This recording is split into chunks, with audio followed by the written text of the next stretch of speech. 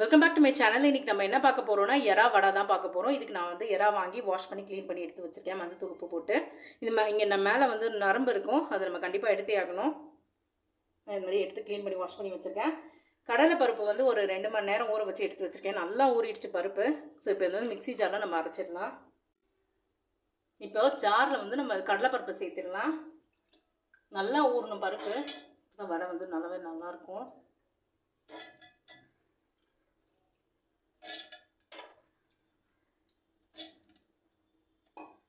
இப்போ இதில் கொஞ்சமாக சோம்பு சேர்க்குறேன். நீங்கள் அதுக்கப்புறமா எல்லாம் மிக்ஸ் பண்ணியும் சேர்த்துக்கலாம். இதோட சேர்த்து அரைச்சிங்கன்னா ரொம்ப நல்லாயிருக்கும், வாசனையாகவும் இருக்கும். கொஞ்சமாக சோம்பு. இப்போ இது மட்டும் கொஞ்சம் கொரகொரப்பாக அரைச்சி எடுத்துக்கலாம். அதுக்கப்புறம் எறா சேர்த்து இன்னொரு தடவை அரைச்சிக்கலாம். கடலைப்பருப்பு வந்து அரைச்சிட்டு வந்துட்டேன் கொஞ்சம் கொரகொரப்பாக. இப்போது இதில் வந்து எறா சேர்த்துடலாம்.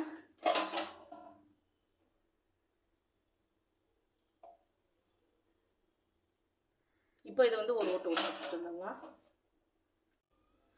எறா சேர்த்து அரைச்சி எடுத்துகிட்டு வந்துட்டேன். இப்போ இதை வந்து இந்த பவுலில் மாற்றிக்கலாம்.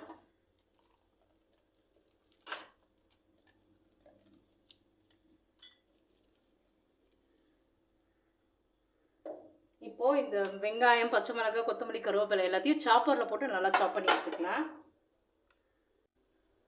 இப்போது இது எல்லாத்தையுமே சாப்பரில் ஃபைனாக சாப் பண்ணி எடுத்துக்கலாம். கருவேப்பிலை, பச்சை மிளகா, உங்கள் காரத்துக்கு ஏற்ற மாதிரி நீங்கள் மிளகா சேர்த்துக்கோங்க. நான் இன்றைக்கி ஒரு 3 பச்சை மிளகா எடுத்திருக்கேன். வெங்காயம், டேஸ்ட்டுக்காக நான் வந்து ஒரு 3 முந்திரி சேர்க்குறேன். இது ஆப்ஷனல் தான், நீங்கள் சேர்த்திங்கன்னா வடை வந்து ரொம்பவே டேஸ்ட்டாக இருக்கும். கொத்தமல்லி வந்து கட் பண்ணி சேர்த்துக்கலாம்.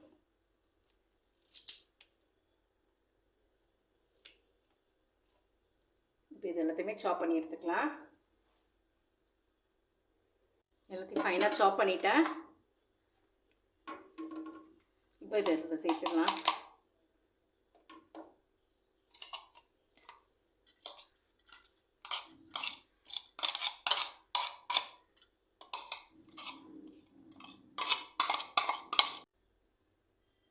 இப்போ இதில் 1/4 டீஸ்பூன் இஞ்சி பூண்டு பேஸ்ட்டு சேர்க்குறேன்.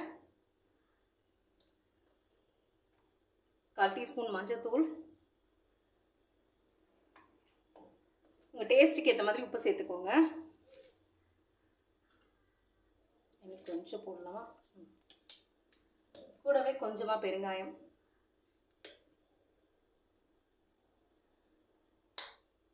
இது எல்லாத்தையுமே நல்லா வடை மாவு பதத்துக்கு பிசைஞ்சிக்கலாம். பிசைஞ்சிட்டு கடைசியாக ஒரு ஸ்பூன் அரிசி மாவு சேர்ந்து நம்ம நல்லா பிசைஞ்சிக்கலாம். மிக்ஸ் பண்ணிவிட்டு இந்த அரிசி மாவு வந்து சேர்த்திங்கன்னா வடை வந்து நல்லா கொஞ்சம் கிறிஸ்பியாக இருக்கும்.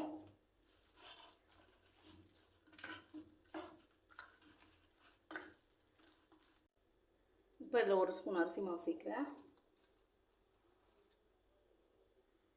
இது பைண்டிங்கும் கொடுக்கும், கிறிஸ்பினஸும் கொடுக்கும்.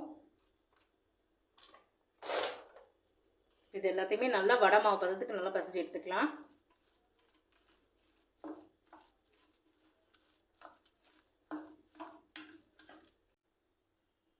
எண்ணெய் ஹீட் ஆகிடுச்சு. இப்போ வடை போட்டுடலாம்.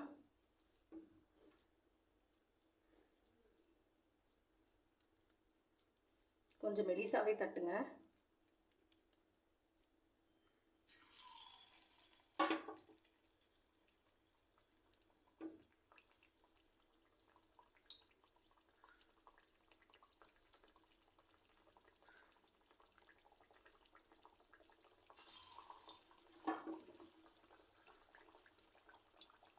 நீங்கள் வெங்காயம், கொத்தமல்லி, கருவேப்பிலைலாம் சாப் பண்ணுறதுனால குழந்தைங்க வந்து பிரித்து வைக்க மாட்டாங்க, அப்படியே சேர்த்து தான் சாப்பிட்ருவாங்க.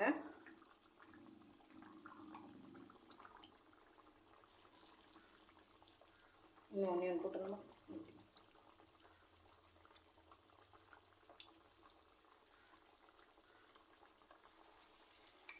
வெந்ததும் நம்ம திருப்பி விட்டுடலாம்.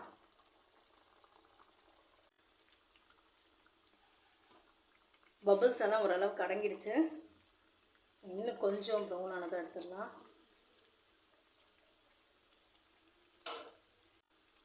வடை 2 சைடுமே நல்லா ஃப்ரை ஆகிடுச்சு. இப்போ எடுத்துடலாம்.